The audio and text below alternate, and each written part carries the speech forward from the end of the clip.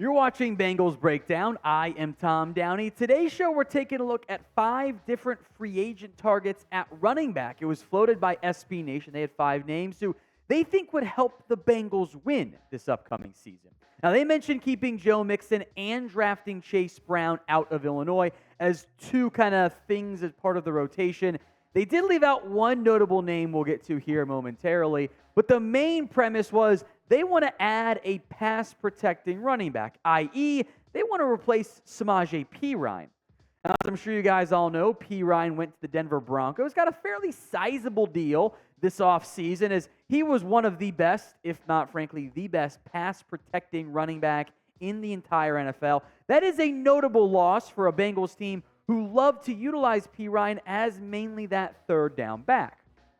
Now, I do want to emphasize that the pitch was keeping Joe Mixon. This is not a Joe Mixon replacements video. This is, can you get another back? And they mentioned Mixon. They mentioned Chase Brown. They didn't mention Chris Evans, who offers some pass-catching ability. And they also did not mention Trayveon Williams. I think that's a bit of an oversight, frankly. There's been a lot of hype and buzz from Zac Taylor about Williams potentially taking over the Samaje Perine role. And I think that's important to remember as we go through players here. If the Bengals think Williams can fill that role, that RB2 or RB3 spot isn't as big of a need.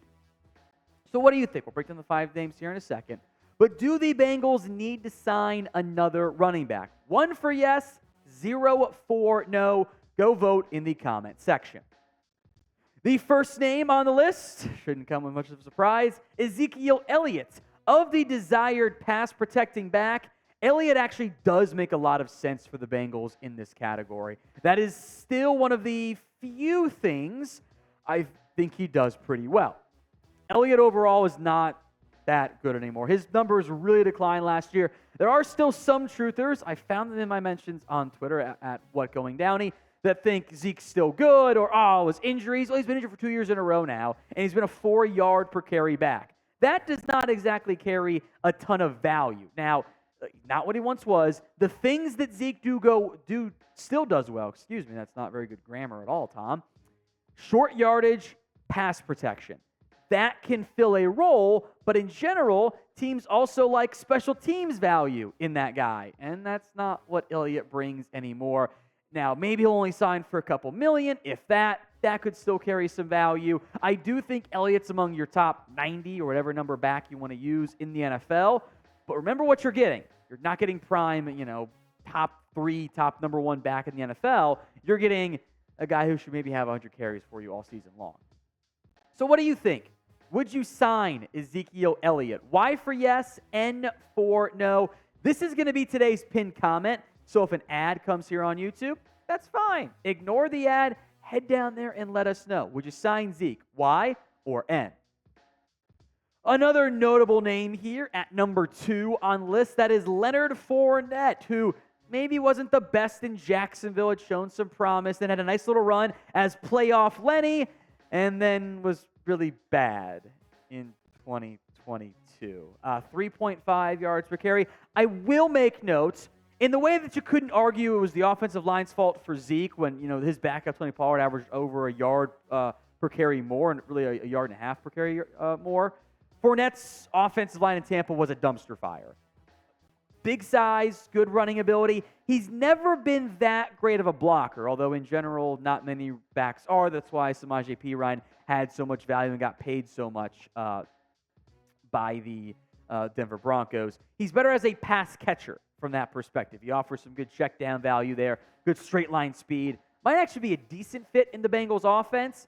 I would wonder if he's even a better option if the Bengals cut Joe Mixon, which I don't think they will, than adding him to be kind of your third down pass protection focused back. If we're going to use more pass catchers in the backfield, Fournette could make some sense. I actually like his fit with the Bengals a little bit more than Ezekiel Elliott, but not by a lot. I think those 2 guys are the top 2 of the 5 we'll discuss today. If you guys want even more free Bengals videos, update on everything, news, rumors, free agency trades, training camp, finally just around the corner, some preseason coverage, you've come to the right spot. Hit that sub button right now for more free Bengals YouTube videos. Number 3, that is Kareem Hunt, the former Browns running back who still remains unsigned. Some people surprised by that. Again, there's a common thread over these first three players. They're just not the same players they were in their prime. Kareem Hunt's numbers really fell off a cliff this past year. 468 yards, but on 123 carries. That is 3.8 yards per carry, which, again, you can't just blame the offensive line when Nick Chubb's out there averaging 5 yards per carry. It's a pretty significant difference. In the end, I think Kareem Hunt fell off a cliff last season. He's going to be 28 years old this year. It's not fair. It's not maybe right even, but the reality is in the NFL, running backs have a very short shelf life. And once they lose it, they normally don't end up getting it back. That does scare me about Kareem Hunt moving forward. I think so far, outside of maybe flipping Fournette and Zeke, the order is pretty solid from SB Nation. I just think there's a bit of a tier gap after number 1 and number 2. Here's a name we remember about Sexy Rexy, Rex Burkhead, the former Bengal himself who has spent time with the Patriots and Texans as well. He does fit the third down back mold. Maybe could even offer you still some special teams value from that perspective, which, again, if you're looking for that kind of more RB3, there is value there. And we mentioned how age matters for backs. Rex Burkhead is going to be 33 years old this year. This is age. In fact, he actually just turned 33 like 11 days or 12 days ago or something like that at the beginning of July. But the numbers do not lie. 3.1 yards carry, that offensive line, 3.5 yards per carry with the Texans the past 2 years, the Patriots before that. 4.6, 4.1, 3.5, 3.1. Small sample sizes, I know. That is regression. Can he still catch some passes? Sure. Could he maybe be a special teamer for you? I'm looking at his snap counts here. Maybe he did 17 last year, did a bit more with the Patriots. That's why Bill Belichick signed him after all. I simply don't think Burkhead has very much left in the tank. So 4th is definitely right, because number 5, you'll see. Before we get there, though, name a free agent who you guys want to sign. A free agent running back, I should say. Maybe it's somebody not on this list. Number 5, again, we'll get to. Maybe it's Zeke. Maybe it's Fournette. Maybe it's somebody else. Get those votes in for me in the comment section right now. Number 5 is another former Bengal. It's Giovani Bernard, who, again, fits the Rex Burkhead mold. Third down back, had a nice little career with the Bengals briefly. Here's why this makes actually absolutely no sense. Gio Bernard is retired. He already announced his retirement back in April, I believe.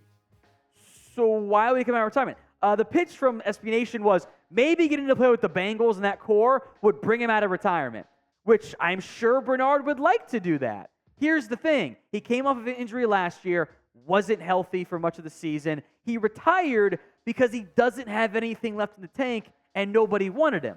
Not because there was only one team he wanted to play for or whatever, or just didn't want to play for anymore. He doesn't have it anymore. So Bernard's a familiar name for everyone watching, I'm sure, but it doesn't actually make sense as a free agent target for Cincinnati.